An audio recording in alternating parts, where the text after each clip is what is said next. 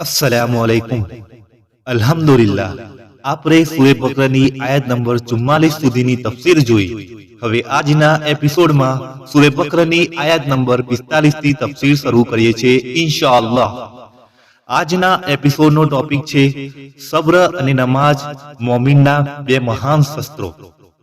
तो शुरुआत करता पहला आपने दिल थी गुजारिश करिए छे कि आपरी चैनल ने हजू सुधी सब्सक्राइब न करी होय तो जरूर करी लो, शेयर करो, लाइक करो, जज़ाकल्लाहु खैर। तो सौ प्रथम आयात अने तेनो तर्जुमो जोई लईए।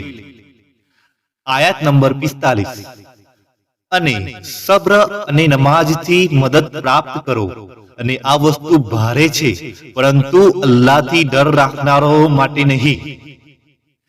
आयत नंबर 46 जे लोको जाने छे के बेशक तेओने पोताना रबने मरवानुं छे अने तेना ज तरफ पाछा फरवानुं छे।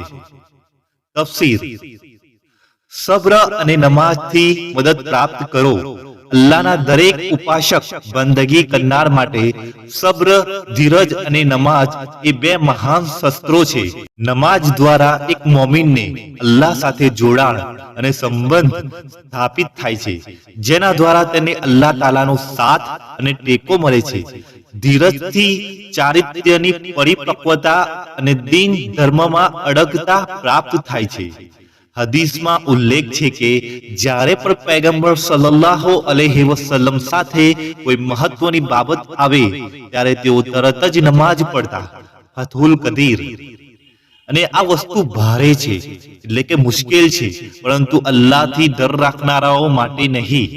નમાજની પાબંદી કરવી સામાન્ય લોકો માટે મુશ્કેલ છે પરંતુ ખુશુ અને ખુશુ ध्यान मग्न अने विनम्री लोको माटे ते सरल अने सुकून अने राहतनो स्त्रोत छे। आ लोको कोण छे? तेओ छे जे आखिरतमां संपूर्ण विश्वास राखे छे अने छे एवुं के कयामतना दिवस परनी श्रद्धा सारा कार्य करावे छे अने परलोक प्रत्येनी बेदरकारी व्यक्तिने निष्क्रिय अने दुष्ट बनावे छे। आयत नंबर 46 में जे लोको जाने छे के बेशक तेओने पोताना रबने मरवानुं छे अने तेना ज तरफ पाछा फरवानुं छे એટલે કે જે લોકો મૃત્યુ પછી પોતાના પરવરદિગારને મરવા અને તેને જવાબ એટલે કે હિસાબ કિતાબ આપવાનું માનતા હોય છે તેમના માટે નમાજની પાબંદી કરવી ક્યારેય મુશ્કેલ નથી હોતી।